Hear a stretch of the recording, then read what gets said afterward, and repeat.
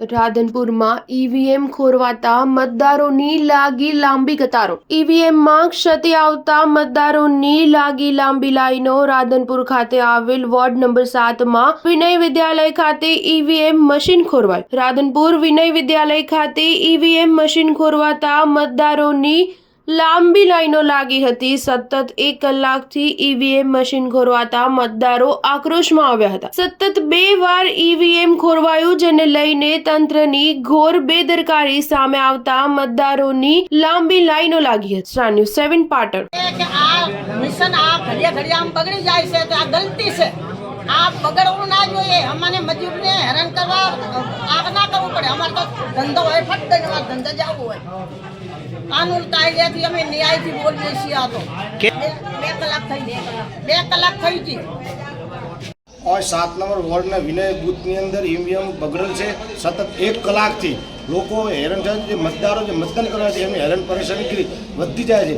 હવે આ તંત્રને હું એવું કહું છું કે જાગૃત થઈ અને ઈવીએમ મશીન બદલી અને મતદારોને મતદાન કરાવો।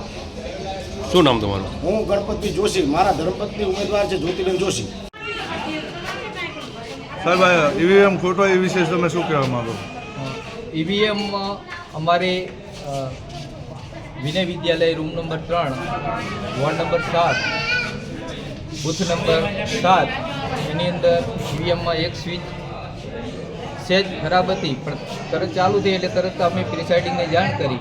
એટલે એમને આવીને ચેક કર્યું। એટલે જે બેન વોટ દેવા આવ્યા હતા એમને કીધું એટલે તરત જાણ કરી અને એમની હાથે કલેક્શન કરી અને તરત જ અમે પ્રિસાઇડિંગને જાણ કરી અને તે એમના ટેકનિકલ ઓફિસરને લઈને આવ્યા, બરાબર। અને તરત જ અમે તેને જેટલા વોટ હતા એ ચેક કરી અને બદલવાનું કર્યું।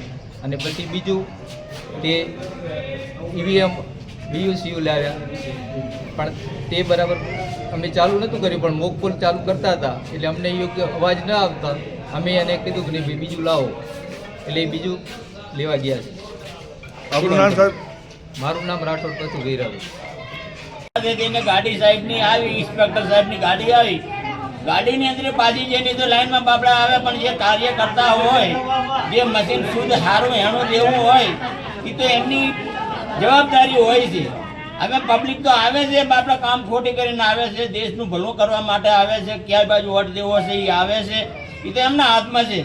પણ વોટિંગ કરતા વખતે કોઈને હેરાન ના થવું પડે। પબ્લિક આવે છે, પબ્લિક આ ધંધા છોડીને આવે છે। આજ 200-150 પબ્લિક આવીને પાછી જતી રહે, પાછા વોટિંગ કરવામાં બાકી રહી જાય, પછી વાંક કાઢે કે ભાઈ વોટિંગ થયું નથી, તો વોટિંગ કઈ રીતે થાય? પણ આમના મશીન બગડી જતા હોય તો વોટિંગ કઈ રીતે થાય? વોટિંગ થવાનો મતલબ એમ છે કે હાવ સુલભ લાઈનમાંથી ઊભા રહે અને સવારના 7 વાગ્યાથી કરીને સાંજના 6 વાગ્યા સુધી મશીનની કે કોઈ પબ્લિકની કોઈની પ્રોબ્લેમ ના ઊભી થવી પડે। એનું વોટિંગ બરાબર જ હોવું જોઈએ। એ વોટિંગ આવતું માણસને અને એમ કહેવાય કે ભાઈ લાઈનમાં આવી ગયો, વોટિંગ તમારું જે થઈ ગયું એ બરાબર જ છે, એટલે માણસો તો લાઈનમાં ઊભા રહેવા તૈયાર છે, વોટિંગ કરવા તૈયાર છે। પણ હવે મશીન બગડે તો કેટલી વખત મારા બાપડા કોઈ લારીયા વાળા હોય, કોઈ દુકાના વાળા હોય, કોઈ બીજા હોય, એ બધા હેરાન થતા હોય।